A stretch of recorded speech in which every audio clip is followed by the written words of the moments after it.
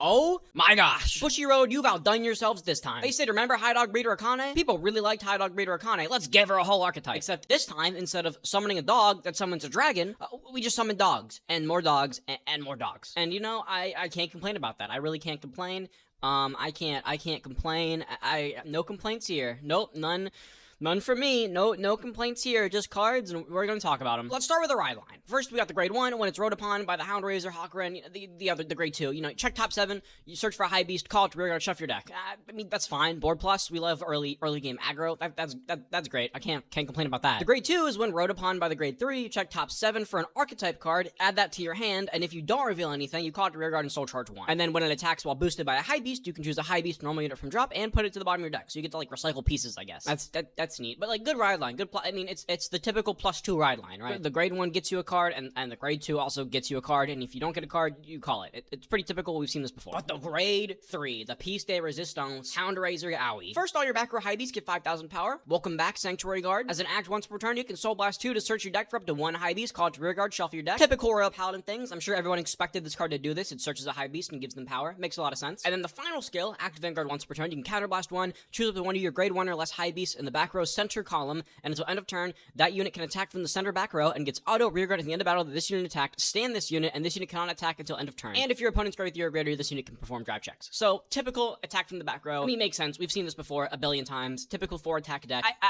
I mean, I like her. I like her a lot, but like, this is nothing new. This is nothing we haven't seen before. I'm pretty sure I could have told you what this card was gonna do. Like, this is pretty typical. Now for the support. First, we get a double rare grade 2 when placed on rear guard. If you have a Vanguard with Houndrazer and its card name, counterblast 1. Look at the top 7 cards of your deck. Choose up to 1 grade 1 or less high beast from among them. Call it to rear guard. Shuffle your deck. If you don't call, you counter charge 1. And then auto rear guard once per turn. This unit attacks while boosted by a high beast. You can soul charge 1. If your opponent's Vanguard is grade 3 or greater, and you have 2 or more back row high beasts, it gets powered plus 10k until end of battle. Pretty typical grade 2. You play it. It calls a card, and then it attacks with power, and gets you a soul charge. Pretty bog standard. This is not doing anything crazy. But it's good. It's good. It's solid. That's what it is. It's exactly what we expected, but honestly, I can't complain about that. Next up, we got Big Bro Seishin. Continuous front row rear guard. All your high beast on your rear guard get intercept, and get intercept from the back row. That's super cool. I like that a lot. When this unit attacks while boosted by a high beast, if you have a Vanguard with Houndrazer in its card name, this unit gets power plus 5,000 till end of the battle. And if your opponent's Vanguard is grade 3 or greater, costs energy blast 3, and this unit gets a critical until end of battle. I'm sorry, what? This is, alright. This is great. This is phenomenal. Rarely, if ever, do we see crit, like, inherent crit pressure on decks anymore, and so this is awesome. This is also great because he gives you a way to get your high beast off the board, because all your units call cards, but like once your board's full, what more are you gonna call? So this gives you a nice way to get the beast off the board so you can keep using your skills to call more later. But EB3 for a crit, so nice. And now if they're gonna give us dog breeders, they gotta give us some dogs, so let's take a look at the dogs. The first one is when placed on rear guard. If you have a Vanguard with Houndrazer in its card name, you soul charge 1 or energy charge 1. I feel like a majority of the time, you're going to soul charge. You're not EB4ing in this deck, so like, I think there's rarely, if ever, a reason to energy charge 4, but I don't know, maybe there's a card that I'm just not thinking. And then continuous back row rear guard. If you have Vanguard with Houndrazer in its card name, this unit gets 5k, and then if it's on the back row center column, and your opponent's Vanguard is grade 3 or greater, it gets 10k instead of 5. This is like your good back row attacker with Aoi. It swings for 18, which is pretty nice. The other dog we're getting is continuous. If you have a grade 3 or greater Vanguard with Houndrazer in its card name, this unit gets all of the following. First up, back row center rear guard. During the battle that this unit attacked, if your opponent would call cards from hand in the Guardian Circle, they must call 2 or more cards at the same time. And then also continuous Guardian Circle, it gets shield 5,000. This card is awesome. Inherent Battle Door is great because as of now,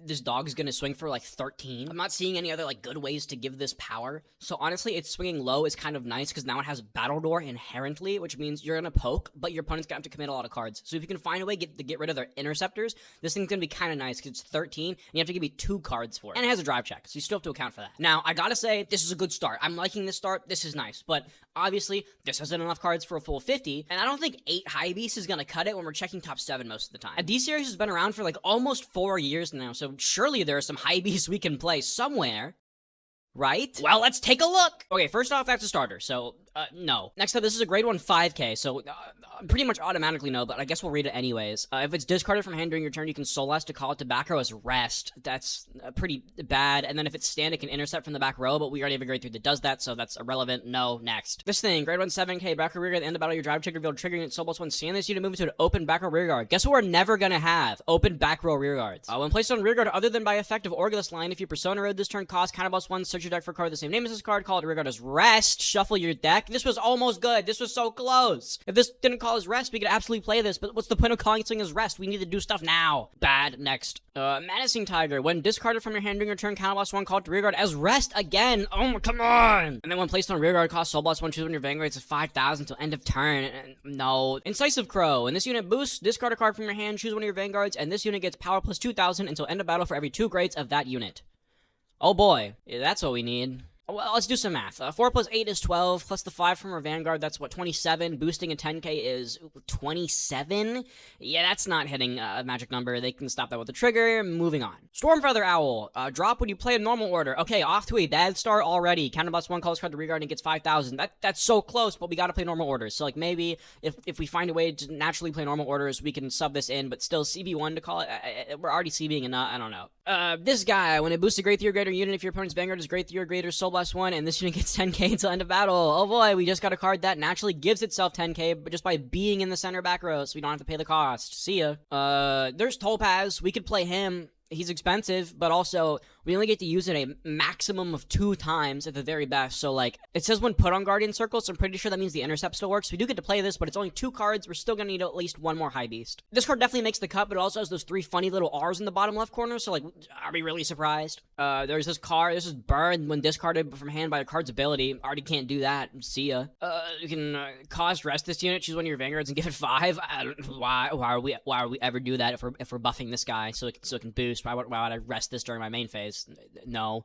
Here's this Owl. If you have Vanguard with Bash in your name. Alright, no. If you have Vanguard with Bash in your Alright, cool, moving on. There's this guy. I don't think there's anything that needs to be said. It's like $40 now, so obviously you're playing this at 4. Yeah, I mean, yeah, I don't know. What more can I tell you? This card's good. Play it. Yeah, play it at 4. See ya. Platinum Wolf, Soul Blast 2, it gets 5. I'd rather Soul Blast 2 to search a body, but yeah, thanks. Moving on. Ooh, a triple rare. When placed on rearguard, Soul Blast 1, call a grade 1 from hand to rearguard, and that unit called for this card's cost gets 5,000 power until end of turn.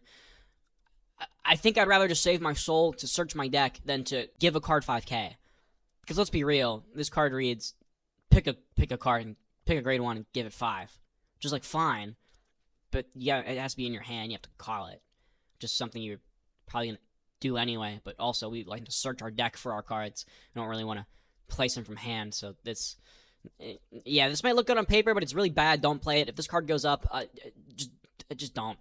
Unless you can find a card that has a really good, like, when called by a card's ability, but I don't even know if we have those. We'll see, though, but I don't think this card's good. Abyssal Owl. If you have Vanguard with Dragheart, Luard. Alright, moving on. There's this horse. If you have Vanguard with Luhan. Alright, cool. See ya. If you have a Great Theory Greater Vanguard with Reziel, bye. When placed by ability, Vanguard with Divine Skill. Can't use that. If you have a Great Theory Greater Vanguard with Leo in its card name. Cool. See ya. If your Great Theory Greater Vanguard is placed this turn, this unit gets 5k. I mean, I guess that's fine. If we Persona Ride, it gets 5. That's not terrible. Back to a rearguard. Okay. If your Vanguard is placed from deck this turn, attacks. Alright, well, can't do. Move it to an open rearguard circle. Yeah, we don't have that. See ya. That's I can't use that.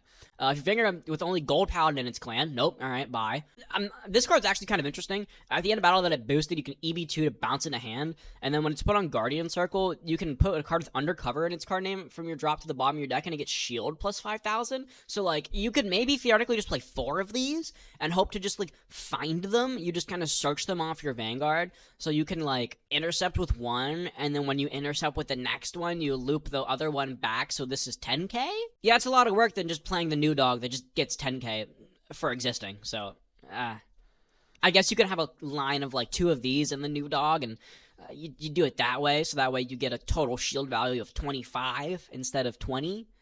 But, like, I don't know, maybe that's just me. That feels like a lot of work, but I can maybe see it. When placed on rearguard, if you have Vanguard with Sorceress in its card name. Nope. If you have Vanguard with Alden in its card name. Bye. When your other unit is placed on a rearguard circle with a unit in the same column as this unit. When your other unit is placed on a rearguard circle with a unit in the same column as this unit. So I have to I need to have a full column, call over one of the cards in the column, to then be able to get the honorable privilege of paying CB1 to pop a back row rearguard.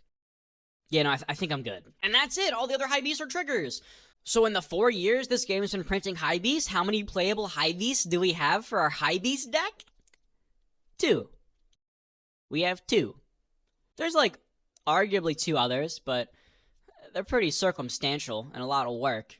And the two that we can play were already a part of the Keter slot pile deck. We just play them because they happen to be high beasts.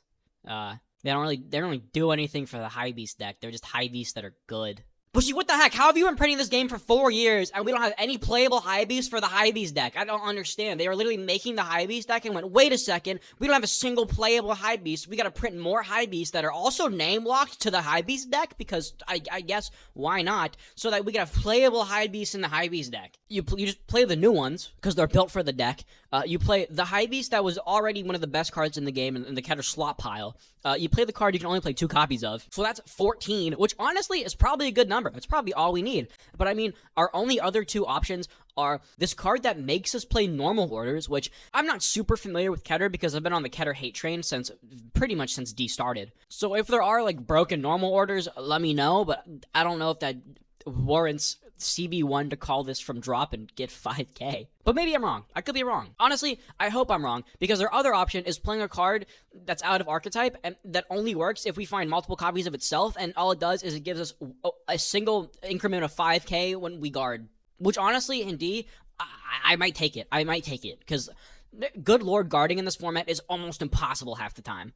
I think this is, if I'm being totally honest, this is the card you play if you can't afford Saragon. But like, we don't have to worry about that because we're getting a Saragon reprint, right? We're getting a Saragon reprint in that Korokoro set like a month after this set comes out, right?